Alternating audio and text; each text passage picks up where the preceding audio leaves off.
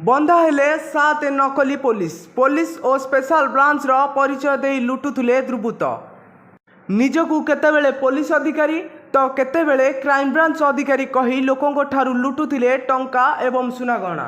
गत 3 मासरे राजधानी रे 11टी घटना घटाई एही लुटेरा। एही ग्यांग्र एबे 7 जन नकली पुलिस अधिकारी को गिरफ्त करिछि कमिश्नरेट पुलिस। केवल भुवनेश्वर रे नुहे बाहर राज्य पाई मध्य एमाने थिले मोस्ट वांटेड। मुंबई, रांची, पश्चिमबंग, बिहार, उत्तर प्रदेश, झारखंड, छत्तीसगढ़ भली राज्य रे लुट करिबार नुआ नुआ तरीका आपणाइथिला एही ग्यांग। सुना आउ किए लुटि नेब कही लोकों ठारू गहना काढ़ी नेउथिले एवं पाखरे थिबा एक पुड़िया को धराई से सबू लुटि नेउथिले। एबे भी एही ग्यांग कमिश्नरेट पुलिस कब्जारे।